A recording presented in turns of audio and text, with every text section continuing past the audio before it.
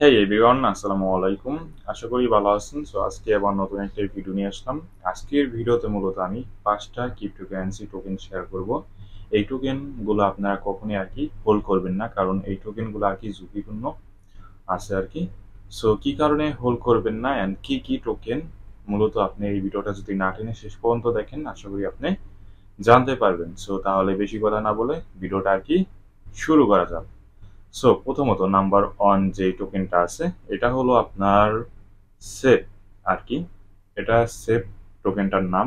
And এই টোকেনটা মূলত পরিচিত প্রজেক্ট দুর্বল তাদের আপনার প্রজেক্টটা দুর্বল, এবং তারপর কোনো সময় দেখা যায় যে আপনার অনেক দাম বাড়তেছে, আবার কোনো সময় মাঝখানে এসে অফ দেয়, এবং আবার দেখা যায় যে কমতেছে অনেক, মানে এটা আপনার ধরা যাইতেছে না, বাড়তেছে না কমতেছে। সো দাপ দাপ করে বাড়ে আবার কমে ওঠে এরকম। সো আশা করি বুঝতে পারছেন, এটা মূলত 1 নম্বরে ঝুঁকিপূর্ণের ভিতরে। তারপর আছে 2 নম্বরে, এটা মূলত আপনারা সবাই চেনেন মিম টোকেন শিবা টোকেন।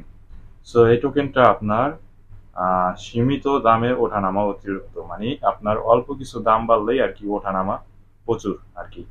সো এটা 2 নাম্বার আছে, আশা করি বুঝতে পারছেন। তারপরে আছে আপনার পিপি টোকেন। এই পিপি টোকেনটা আপনার, এটাও সেম একই কারণ। আপনার এটা মূলত ভিত্তিক হঠাৎ হাইপে, মানে হঠাৎ রিস্ক করে অনেক, মানে দাম বাড়ে, অ্যান্ড পরে আবার দ্রুত দাম কমে যায়। সো এটাও same.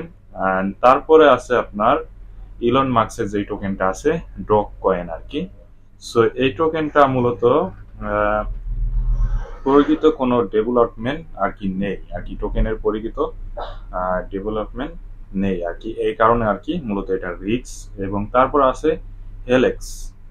So H E X Helex. So এই টোকেনটা মূলত আপনার আহ, সন্দেহজনক টোকেন। এই টোকেনটা সন্দেহজনক।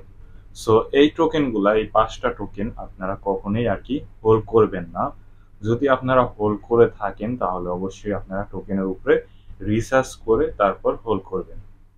সো এই টোকেনগুলো বিনিয়োগ করার আগে অবশ্যই আপনারা ভালোভাবে রিসার্চ করে নেবেন।